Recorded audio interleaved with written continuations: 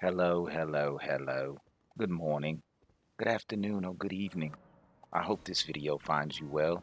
And welcome back.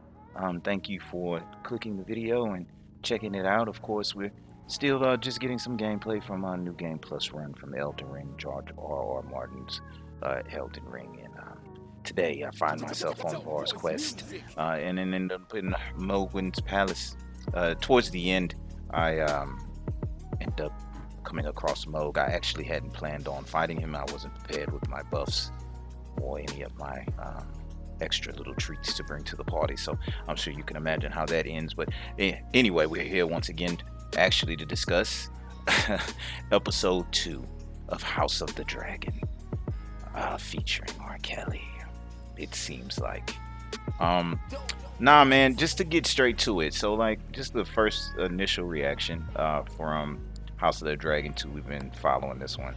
Apparently, it's still worth, covering so far. But I did not, just to get it out the way, I didn't like it as much as the first one, I believe. And that might just be my personal preference because of the possibility of, like, the child trafficking. No, not trafficking. I understand. It was a sign of the times.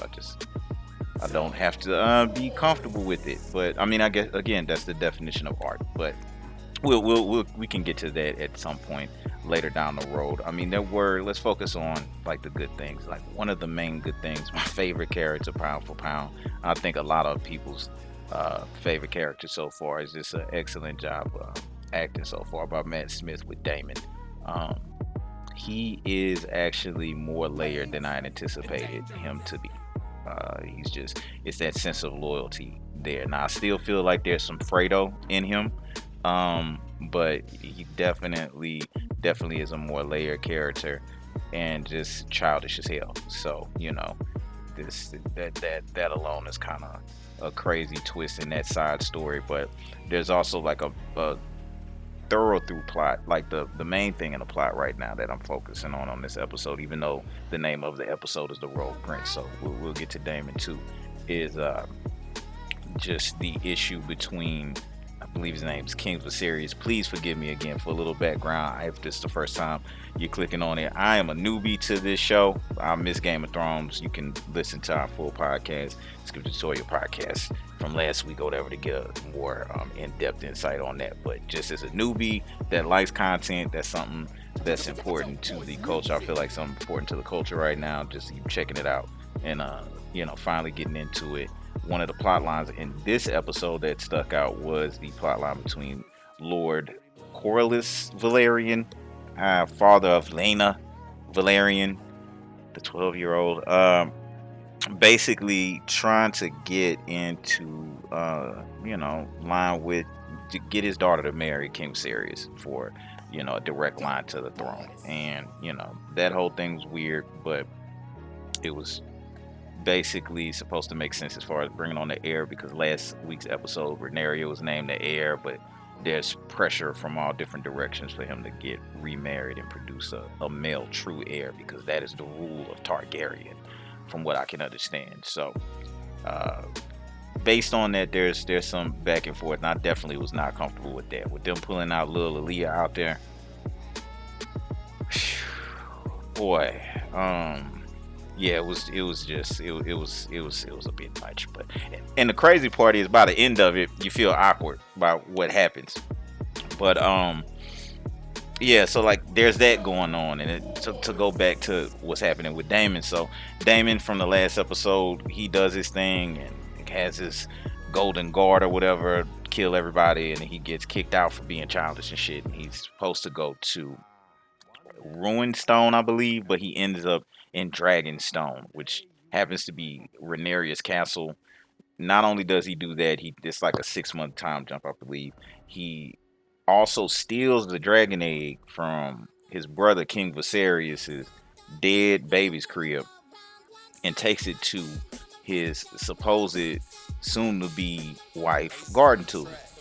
And in the midst of this, Otto, the hand, basically the right hand of the king, he tasked himself, with going and trying to rectify the situation with like 20 knights against some dragons and a whole bunch of soldiers, right? So in the midst of that, Rhaenyra was saying in their Ebonic Dragon conversation talk, why don't you just, I mean, we ride dragons. Why not just, you know, fight with the dragons? So they shun her, send her on her way, have her pour cups. You're a lady. Just be quiet and sit in the corner. But she actually being more decisive than a likable, but just feel like a weak leader. Her father, King Viserys, she decides to go and bring Cyrex, the ninja dragon from Mortal Kombat, to the battle and face Daemon. And that's where you see some of Daemon's, like, how layered he is. Like, though he is a nut, he is the hoodest of the hood. He is ghetto as hell, like, for real. He is somebody that deserves to be in jail, but he got privilege. He loves his family, obviously. And, when put to the task for really doing what he would need to do in order to become the true heir, he tosses the egg to his niece, basically Rhaenyra, and they handle the situation diplomatically. That was one of the better scenes. That was a scene that I enjoyed a lot, for sure. I thought that was cool. Again, just showing off Daemon's layers and how ghetto he is, and that was fun. It's still, like I said, I led off. I don't think I liked this one as much as the first episode, but that's also probably because some of the hype wore off. I'm by no means like off of the show, but yeah, I wasn't overly impressed. And again, part of that is to go back to like the R. Kelly-ness of some of this. So number one, I mean, the scene with Lena, the 12-year-old, like, she's literally so small. It's not even funny, Oh man.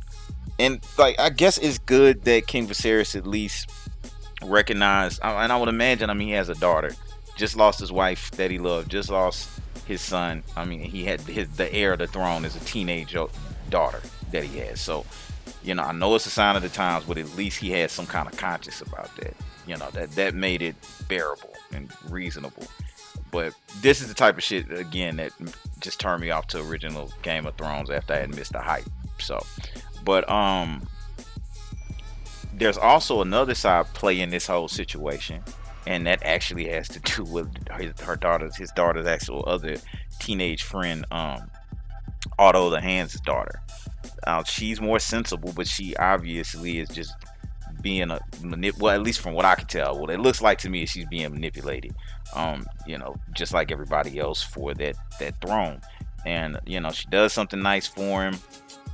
He decides, instead of going with Lord Corlys, which is a powerful man in the court, Targaryen blood, is the political, everyone literally that King Viserys trusted is saying, hey, look, I get what you got going on, but right now Lord Corlys is trying to defend like the seas, and there's this crab eater guy, and okay, if you're not going to defend him there, at least marry the daughter and tie the bonds and make an ally, and it'll be a powerful allyship, and it'll protect the kingdom, so on and so forth.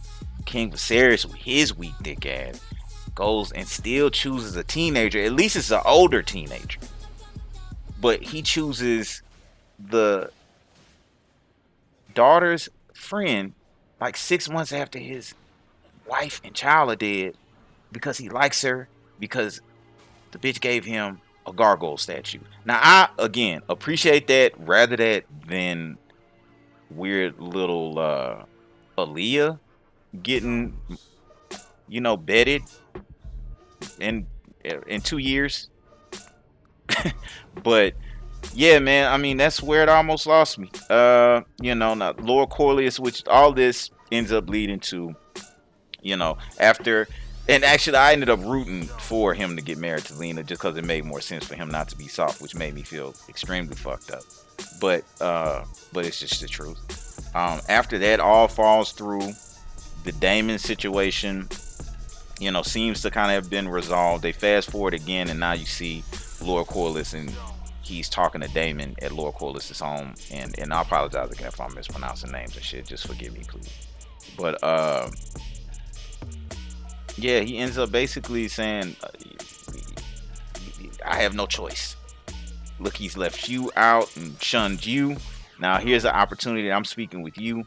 basically to say, hey, you can take care of this crab eater, like crab eater person for me, make a name for yourself, and maybe we can make a push at the throne to be the heir.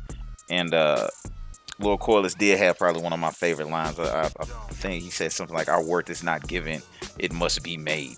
Just basically stating, it wasn't something that was just passed down through the birthright, and they're ready for force. So, right when I thought that I had fallen off, and I didn't even really think I had fallen off, but I was questioning. I'm not gonna lie, this one I almost fell asleep on, but it kind of brought me back, and I'm still interested to see what's going on. Overall, I would still say it's a good start, but we'll see. We'll see how this goes forward. You know what I mean? The video quality is interesting to me. You know what I mean? The cinematography is really good so far. Dragon's pretty cool, so we're gonna keep it going. I mean, again, it's worth discussing. So, and I'm having fun with it.